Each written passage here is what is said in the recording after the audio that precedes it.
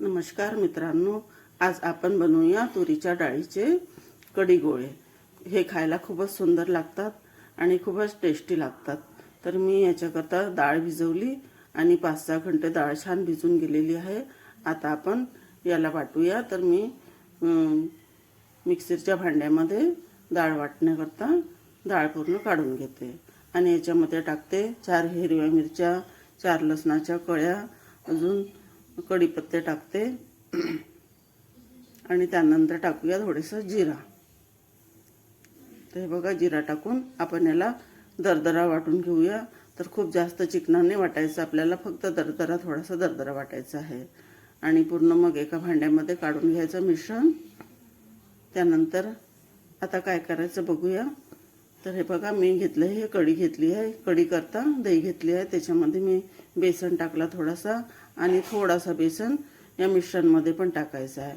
आता त्याच्यावर टाकायचं आपण लाल मिरच्या पावडर, अजून हळदीचा पावडर आणि कढीमध्ये पण हळद टाकली थोडीशी। आता स्वादानुसार आपल्याला मीठ टाकायचं आहे। तर कढीमध्ये आणि ह्या मिश्रणमध्ये दोन्ही ठिकाणी मी मीठ ॲड केलेलं आहे या प्रकारे। आता कढीला छान घोटून घेऊया डाळ घोटणीने आणि या मिश्रणला पण छान आपण मिळून घेऊया। तर मित्रांनो, ही रेसिपी माझी आई बनवत होती। मी लहानपणी ही रेसिपी खूप मला आवडायची, म्हणून माझी आई माझ्याकरता नेहमीच ही रेसिपी बनवायची आणि माझ्या आईच्या हातची रेसिपी खूपच म्हणजे खूप छान लागायची। तर मी आपल्या आईच्या हातची रेसिपी तुम्हाला सांगत आहे। तर या प्रकारे बघा, पूर्ण मी मिश्रण बनवून टाकलं। आता आपण कढीला फ्राय करूया।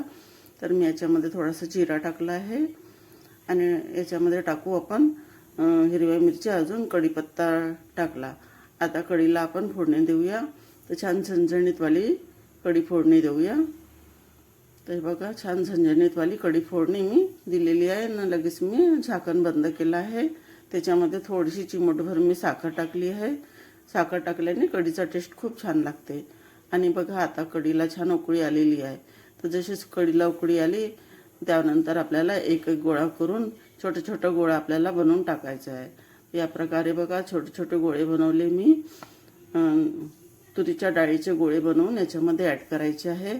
आणि हे बघा, छान मस्त कढी पण छान शिजलेली आहे आणि गोळे पण खूप छान शिजले आहे आणि खूपच छान मस्त आपली रेसिपी बनवून तयार झालेली आहे कढी गोळ्याची। तुम्ही बघू शकता आणि खूपच सुंदर, खूपच टेस्टी लागतात हे कढी गोळे। तुम्ही जरूरच ट्राय करून बघा आणि तुम्हाला ही रेसिपी आवडली असेल तर माझ्या चॅनलला नक्कीच तुम्ही सबस्क्राईब करा आणि एक लाईक करून जरूर सांगा।